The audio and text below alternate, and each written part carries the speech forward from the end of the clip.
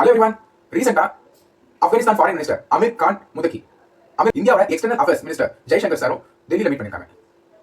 இந்த Afghan foreign minister அவர் தாலிபானை சேர்ந்தவர். 2021 ஆப்கானிஸ்தானை தாலிபான் கைப்பற்றுச்சு. அதாவது தாலிபான் என்றது ஒரு மிலிட்டரி குரூப். ஏற்கனவே இருக்கக்கூடிய கவர்மெண்ட்டை டிஸ்கண்டினியூ பண்ணிட்டு தாலிபான் ஆப்கானிஸ்தானை பிரித்தாங்க. இந்தியாவுக்கு ஆப்கானிஸ்தான் மிக முக்கிய தேவை. அதனால தான் ரிலேஷன்ஷிப் நல்ல மெயின்டைன் பண்ணிட்டு வராங்க. ஏன்னா நீங்க சில டிகேட்ஸா நமக்கு பாகிஸ்தான் கிட்டயும் சைனா கிட்டயும் ஒரு நல்ல ரிலேஷன்ஷிப் கிடையாது. இந்த பாகிஸ்தானுக்கு மேல ஆப்கானிஸ்தான் இருக்குல்ல, இதுதான் நம்மளுக்கு இந்தியாவுக்கு ஒரு ஸ்ட்ராட்டஜிக் பிளஸ். எக்கனாமிக்கல் ரீதியாகவும் பொலிட்டிக்கல் ரீதியாகவும் நல்ல ரிலேஷன்ஷிப் மெயின்டைன் பண்ணணும்னு நினைக்கிறோம். இப்போ என்ன இஷ்யூனா, இந்த மீட்டிங்க்கு அப்புறம் நடக்கக்கூடிய பிரஸ் கான்ஃபரன்ஸ்ல உமன்ஸ் யாரும் அலோவ் பண்ணல. ஏன்னு ஜெய்சங்கர் சார் கிட்ட கேட்கும்போது அவர் என்ன ரிப்ளை பண்ணாருன்னா, இது இந்தியாவில் இருக்கக்கூடிய ஆப்கான் எம்பசி அவங்க தான் இந்த பிரஸ் கான்ஃபரன்ஸை அரேஞ்ச் பண்ணாங்க, அதனால எங்களுக்கு எதுவும் தெரியாதுன்னு சொல்லிட்டாரு. நம்ம ஆப்கானோட ஹிஸ்டரியை பாத்தீங்கன்னா உமன்ஸ் ரைட்ஸை அவங்க கொடுக்க மாட்டாங்க. அவங்க ஃபாலோ பண்றது என்னன்னா, உமன்ஸ்க்கு சரியான எஜுகேஷன் கொடுக்கக்கூடாது, எம்ப்ளாய்மெண்ட் கொடுக்கக்கூடாது, அவங்களோட வழிமுறைகள் இருக்குது. இதே மாதிரி தான் ஒரு கட்டத்தில் இந்தியாவும் இருந்தது. வீடியோ ஸ்கிப் பண்ணாம ஃபுல்லா பாருங்க. அப்பதான் உமன்ஸ் வரலாற்றுல என்னென்ன இஷ்யூஸ் ஃபேஸ் பண்ணாங்க, இப்போ கவர்மெண்டோட இனிஷியேட்டிவ்ஸ் என்னன்னு உங்களுக்கு ரொம்ப சிம்பிளா எக்ஸ்பிளைன் பண்றேன். மிஸ் பண்ணாம பாருங்க. Come to the story. குறிப்பா இந்த வேதிக் பீரியட், அந்த வேதிக் பீரியட் ரெண்டா பிரிக்கலாம். Early Vedic period and later Vedic period. Early Vedic period 1500 இருந்து 1000 BC, அதே லேட்டர் வேதிக் பீரியட் வந்து 1000 BC ல இருந்து 600 BC காலகட்டம். ஏர்லி வேதிக் பீரியட் அப்படி பார்க்கும்போது உமன்ஸ்க்கு ரெஸ்பெக்டும் ஹையர் ஸ்டேட்டஸும் இருந்துச்சு. ரெண்டாவது பாத்தீங்கன்னா எஜுகேஷனும் ரிலிஜியஸ் ரிச்சுவல்ஸும் பார்ட்டிசிபேஷன் அதிகமாக இருந்தது. லேட்டர் வேதிக் பீரியட் அப்படி பார்க்கும்போது முழுக்க அக்ரிகல்ச்சர் ரொம்ப இம்பார்ட்டன்டா காணப்படுது. அதனால லேண்டுக்கான மதிப்பு ரொம்ப கூடுதலான உமன்ஸ் அடக்கி வச்சு பார்த்துட்டு இருந்தாங்க. அது மோஸ்ட் அண்ட் மோஸ்டா பேட்ரியார்கல் சொசைட்டியா இருந்தது. இதனால உமன்ஸ் எஜுகேஷன் பார்ட்டிசிபேஷன் ரொம்ப குறைவாயிடுச்சு. மட்டும் இல்லாம பாலிகமி, சைல்டு மேரேஜ் இதெல்லாம் அதிக அளவு போச்சு. ரெண்டு பீரியட்ல நம்ம என்ன பார்க்கறோம்னா, ஒரு லேண்டால உமன்ஸோட ரெஸ்பெக்ட் குறையுது. அதே மாதிரி அவங்க அடக்குமுறை செய்யப்படுறாங்க.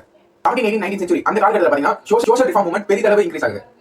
ராஜாராம் மோகன் ராய், ஐஸ்வர் சந்திர வித்யாசாகர், ஜோதிபாய் புலே இது போன்ற பல லீடர்ஸ்கள் உமன்ஸோட ரைட்ஸ் கோசம் கஷ்டப்பட்டு போராடி இருக்காங்க. போராடி பல விதமான மாற்றங்கள் அந்த சமுதாயத்தில் ஏற்பட்டிருக்கு. லைக் அபாலிஷன் ஆஃப் சதி, விடோ மேரேஜ் ஆக்ட், உமன்ஸ்கான எஜுகேஷன் அப்படின்றது பெரிய அளவு மாற்றங்கள் ஏற்பட்டது. 1947 இந்தியா சுதந்திரம் வாங்குறதுக்கு உமன்ஸ் ஸ்ட்ராங் பில்லரா இருந்திருக்காங்க. லைக் சரோஜினி நாயுடு, ஆனி பெசன்ட், கஸ்தூரிபா காந்தி ஆகிய அம்மையார்கள் சுதந்திரம் வாங்குறதுக்கு ரொம்ப பெரிய பங்கா இருந்திருக்காங்க. நம்ம சுதந்திரம் வாங்கினதுக்கு அப்புறம் கான்ஸ்டிடியூஷன் ஆஃப் இந்தியால அரசியல் அமைப்புல பல விதமான சட்டங்கள் வந்து பாத்தீங்கன்னா உமன்ஸ்க்கு சப்போர்ட் பண்ற வேலையும் அவங்களோட மரியாதையை இன்க்ரீஸ் பண்ற விதத்துல இருந்திருக்கு. சொல்லப்போனா article 14 equality before law, article 15 எந்த ஒரு ஜெண்டரையும் ஈக்குவலா ட்ரீட் பண்ணணும், பாரபட்சம் பார்க்க கூடாது. ஆர்டிகல் 16 அண்ட் ஃபீமேல் ரெண்டு பேருமே ஈக்குவல் எம்ப்ளாய்மென்ட் ஆப்பர்ச்சுனிட்டிஸ் கிடைக்கும். Article 21 right to life and personal liberty இது மூலமாக உமன்ஸ்க்கான உரிமையை பெற்று தருது. பல லீகல் ரிஃபார்ம்ஸும் இருக்கு. Like dowry provision act, maternal benefit act, domestic violence act. மட்டும் இல்லாம லீகல் எம்பவர்மெண்ட்டும் என்ஷூர் பண்ணிருக்கு. பஞ்சாயத்து முனிசிபாலிட்டிஸ்ல 33% உமன்ஸ் ரிசர்வேஷன் கொடுக்கப்பட்டிருக்கு. அதாவது 73rd and 74th constitutional amendment act 1992ல government schemes like Beti Bachao பேட்டி படாவோ அப்படின்னா சைல்டை சேவ் பண்ண வேண்டும், படிக்க வைக்க வேண்டும். 2023 உமன்ஸ் ரிசர்வேஷன் பில் மாநில சட்டமன்றத்திலையும் பாராளுமன்றத்திலையும் உமன்ஸ்க்கு 33% ரிசர்வேஷன்ஸ் இருக்கு. இது 2026 சென்சஸ்க்கு அப்புறம் இம்ப்ளிமெண்ட் செய்யப்படும் கவர்மெண்ட் சொல்லிருக்காங்க. இது மட்டும் இல்லாம கவர்மெண்ட் உமன்ஸ் ரிலேட்டடா அவங்களோட ஹெல்த், எஜுகேஷன், எம்ப்ளாய்மெண்ட் ரிலேட்டடா பல ஸ்கீம்ஸ் கொண்டு வந்திருக்காங்க. அதனால உமன்ஸ்க்கு மேலும் ரொம்ப சப்போர்ட்டா இருக்கும். இந்த வீடியோ இந்த சேனல் போஸ்ட் பண்றேன்னா, இன்னைக்கும் உமன்ஸ் பல பேர் பல விதமான ப்ராப்ளம்ஸ் ஃபேஸ் பண்ணிட்டு இருக்காங்க.